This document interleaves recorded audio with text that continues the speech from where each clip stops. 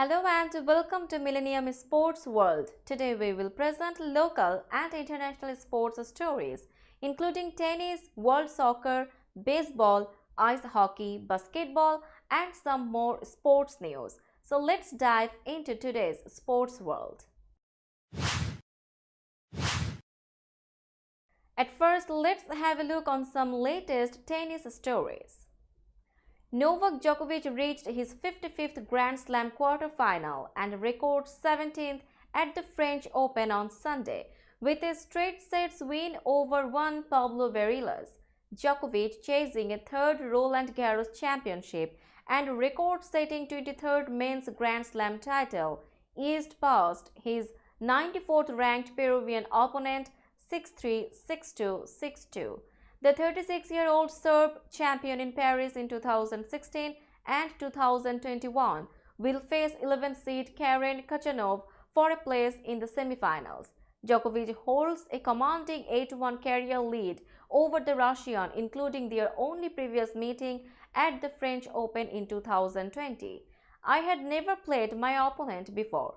I knew he was a clay court specialist and that I had to earn the victory. It was the best I played this week, said Djokovic after ensuring a 14th successive last 8 spot at the tournament. On his record 17th quarterfinal in Paris, he added, "I am very proud of this record. I have put a lot of effort into my game and I am very motivated to continue." On Sunday, Djokovic fought off a break point in the opening game of the first set before stretching out to a convincing 4-0 lead. World number 4 Elena Rybakina withdrew from the French Open on Saturday due to illness, handing an unexpected title boost to defending champion Iga Swiatek. Rybakina had been due to face Sara Sorribes-Tormo of Spain in the third round in the opening match on court Philippe Chatrier. "I was not feeling good yesterday and the day before. I didn't sleep last night," said the 23-year-old Wimbledon champion. "I had fever and a headache and it's difficult to breathe. I tried in the warm-up but I feel it's the right decision to withdraw." Rybakina had swept into the last 32 without dropping a set.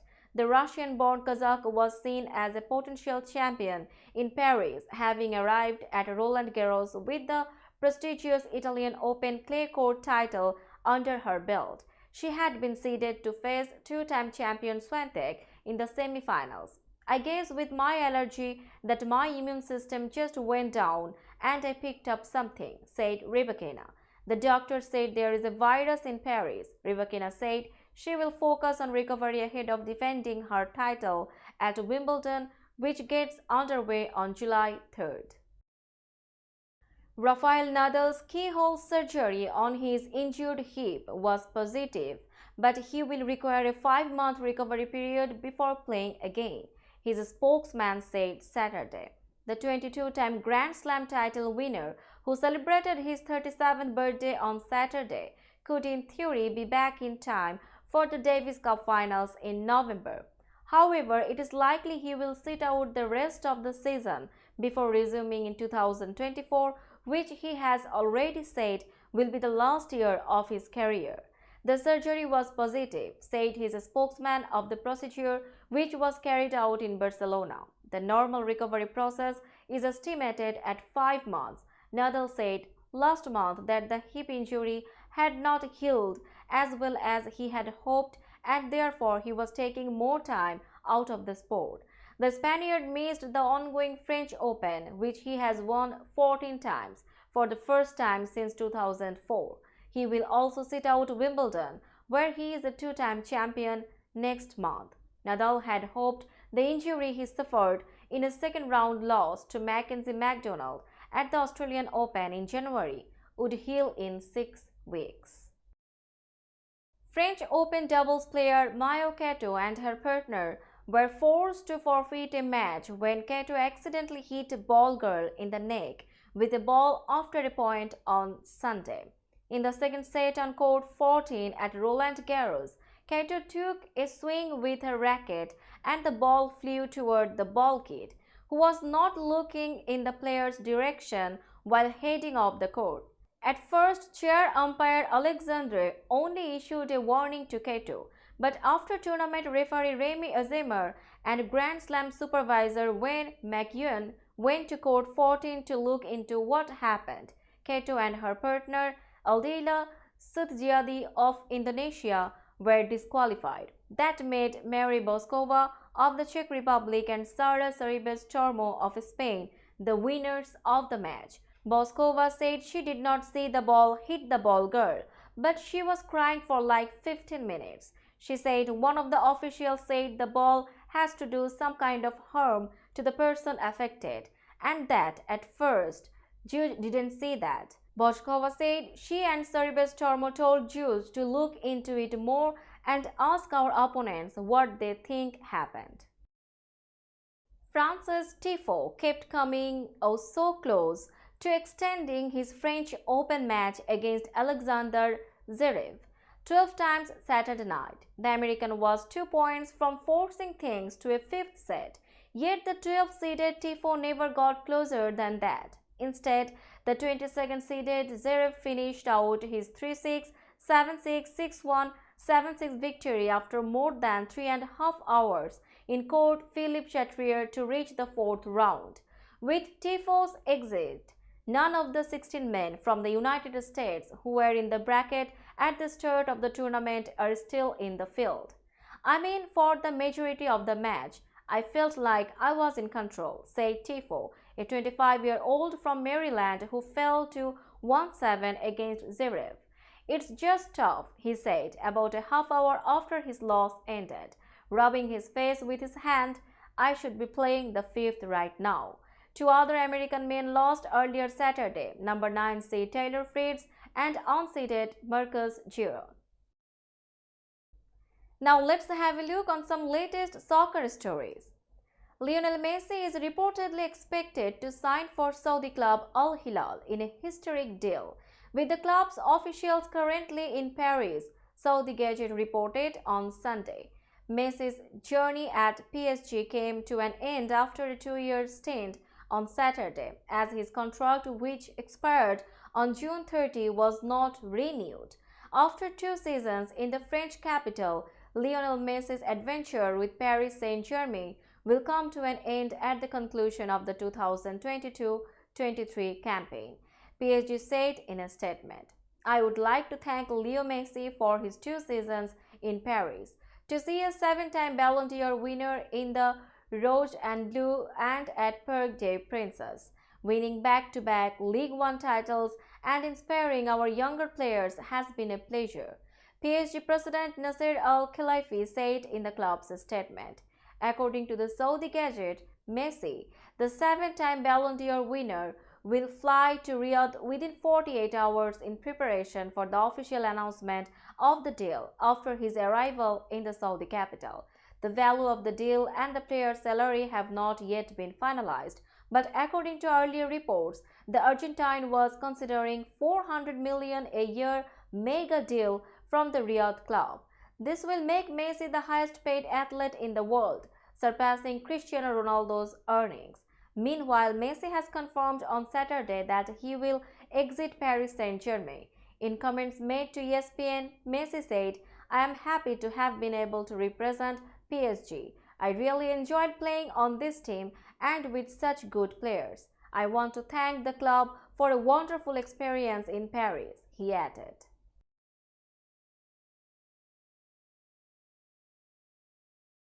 Pep Guardiola said Manchester City have one more to go after moving to the brink of a historic treble by beating Manchester United 2-1 in the FA Cup final on Saturday. City captain Ilkay Gundogan was the hero with both goals, including the fastest ever in a FA Cup final after just 12 seconds. Guardiola's men have already secured a 3rd consecutive Premier League title and can equal Manchester United's unique 1999 treble if they beat Inter Milan in next week's Champions League final in Istanbul. But the former Barcelona and Bayern Munich boss warned his side have to conquer Europe for the first time to be considered among the greatest teams of all time. A second FA Cup triumph took Guardiola's total of major trophies in 7 seasons in Manchester to 11. But the Champions League has so far eluded City despite the billions invested since an Abu Dhabi-backed takeover transformed the club's fortunes 15 years ago. What a privilege! We are one game away, added Guardiola, whose side are huge favourites to beat Inter in Istanbul. More than the facts of the treble, it is the chance to win the Champions League. For me, it is remarkable: 2 finals of Champions League and 1 semi-final, but at the end we have to win it. Gundogan's double could be a parting gift with the German out of contract at the end of the season.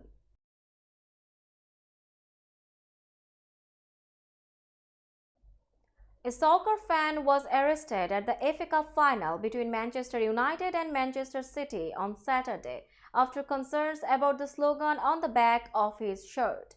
A photograph of the fan with the number 97 on the back of his white shirt under the words "Not Enough" was widely shared on Twitter. The slogan was, according to some Twitter users, a reference to the 97 Liverpool fans who lost their lives as a result of the Hillsborough tragedy at the 1989 FA Cup semi-final. The Metropolitan Police tweeted that the supporter had been taken into custody on suspicion of a public order offence. Sharing a tweet by a Liverpool FC fan account called the Cup Watch, the Mets Events Twitter account said, "We are aware of this and have worked proactively with officials at Wembley Stadium to identify the individual. He has been arrested on suspicion of a public order offence and taken into custody." Police also said they were looking at CCTV footage after an object was thrown towards a Manchester United player in the first half of the match. Premier League champion City won the final 2-1.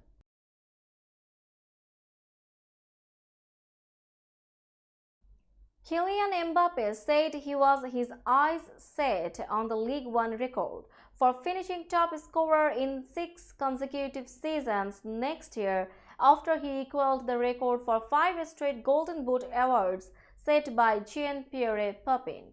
Mbappe scored his 29th league goal of the season in PSG's final game on Saturday, a 3-2 defeat by Clermont, to finish top of the League One scoring charts yet again. The Frenchman was earlier named League One Player of the Season for the 4th time in a row last week. The 24-year-old has finished top scorer in the league every year since his move to PSG was made permanent in 2018, sharing the Golden Boot with AS Monaco's Wissam Ben Yedder in 2019-20. After vowing to honor his PSG contract, Mbappe's words are another clear indication that he will stay amid rumors of interest from Real Madrid, a club that has courted him in the past but failed to land the French forward. Mbappe signed a contract extension with PSG until 2025 last year, but Sky Sports reported it was only a 2-year deal with a player option for a 3rd year, which means Mbappe will be entering the final year of his contract next season.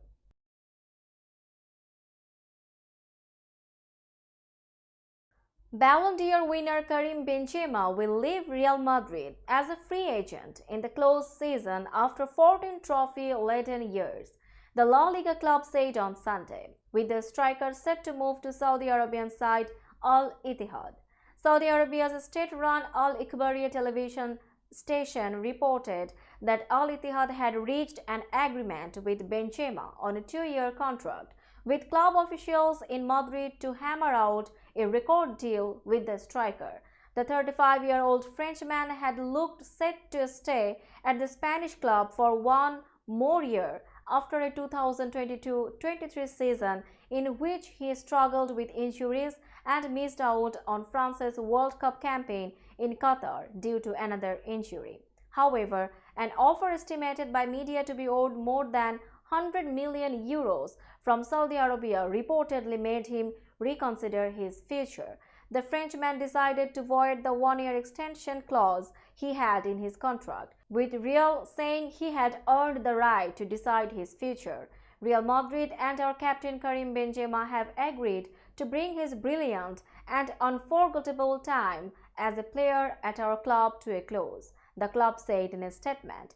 Karim Benzema's career at Real Madrid has been a shining example of conduct and professionalism, and he has represented the values of our club.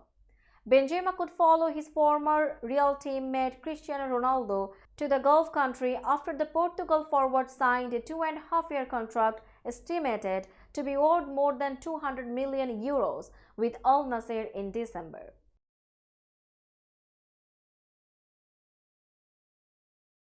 Now let's have a look on latest ice hockey story. Back in the Stanley Cup final for the first time in 5 years and trailing the Florida Panthers less than 10 minutes into Game 1, the Vegas Golden Knights sent a very clear message. "We were ready," Jonathan Marchessault said.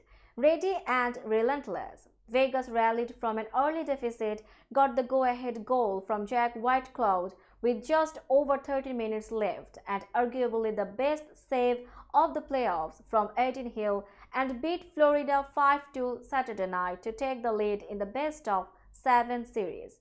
"We kept our composure and it was good," said Marchessault, one of 6 original Knights players left from the start of the franchise in 2017, who scored the tying goal in the first period. "We just wanted to play the right way and be disciplined, and tonight we were able to be the better team." Whitecloud put Vegas ahead. A crucial penalty kill followed, and captain Mark Stone scored an insurance goal that was reviewed for a high stick and confirmed.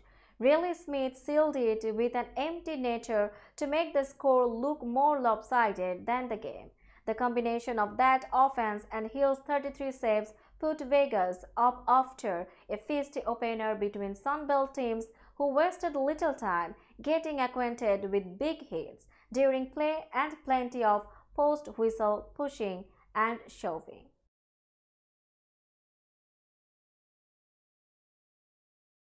Now, latest NBA story.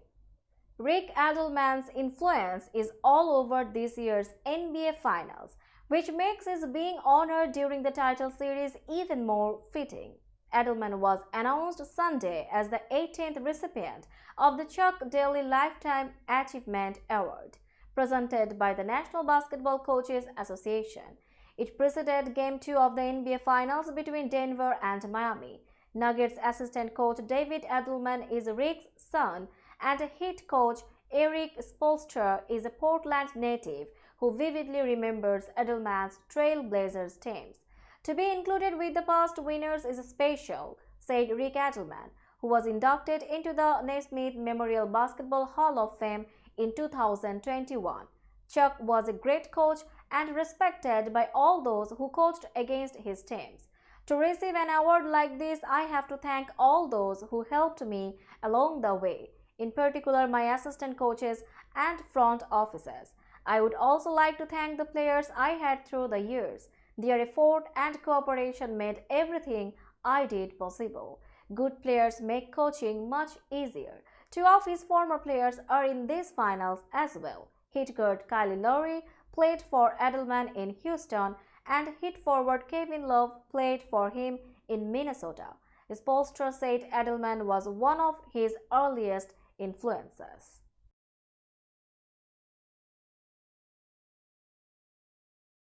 Now it's time for latest baseball story. Aaron Judge hit his 19th homer and made an outstanding catch in the corner in right, and Gerrit Cole stayed unbeaten with 6 innings of 4-hit ball before leaving early in the New York Yankees' 6-3 victory over the Los Angeles Dodgers on Saturday. Jake Bauers hit 2 two-run homers for the Yankees, who rebounded from an 8-4 loss Friday night in the opener of the high-profile Interleague Series. Cole was sharp back in his native Southern California, striking out 5 with 2 walks and only allowing a run on David Peralta's bloop RBI single. But the Yankees pulled Cole after a season-low 80 pitches, apparently due to cramping. Clay Holmes pitched the 9th for his 6th save. Michael Grove yielded 4 runs over 5 innings for the Dodgers.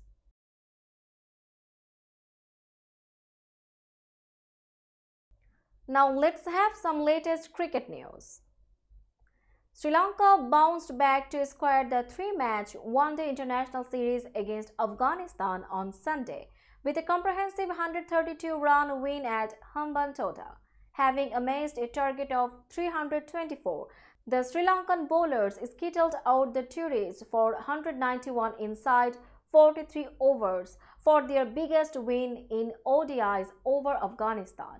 Quick bowler Dushmantha Chamira, returning to the side after a 7-month layoff after ankle surgery, bowled a couple of hostile spells to finish with 2 for 18. Sri Lanka will be buoyed by the return of their main strike bowler as they head to Zimbabwe straight after the series to play World Cup qualifiers.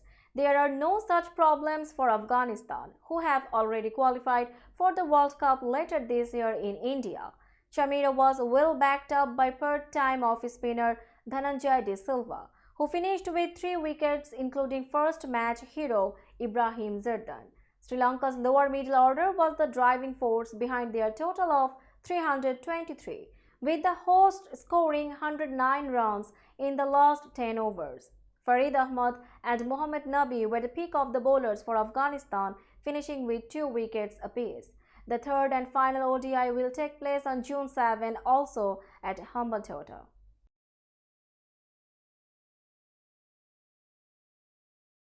Pakistan captain Babar Azam and his teammate Mohammad Rizwan's executive education program on the business of entertainment, media and sports, making them the first cricketers to attend the Harvard Business School. The program was scheduled to be held from May 31 to June 3 in Boston, Massachusetts. Both the cricketers seemed to enjoy their stay at the prestigious institute and shared their experience. Barber took the Twitter to share his thoughts. He wrote, "Met some thoughtful, committed people ready to change the world." Meanwhile, wicketkeeper batter Rizwan gifted Holy Quran to one of the faculty of the Harvard Business School. The Pakistani duo had joined the long list of top-tier sportspersons who have pursued the course previously, such as Kaka, Edwin van der Sar, Gerard Piqué, Oliver Kahn, NBA stars like Dirk Nowitzki, Chris Paul and Paul Gasol.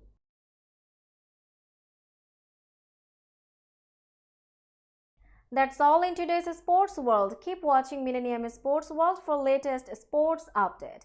Millennium TV USA and Millennium News 24 network is transmitted and available to be watched free for all at TVs such as Sony, Samsung, LG, Roku TV, Amazon TV and Apple TV, and also in all European countries and Australia, available with the Sky Network, Worldwide Jadoo TV, Radiant IPTV, Worldwide Jago BD Network and Horizon Satellite globally. Stay connected with us for all types of informative and entertainment program. Thank you.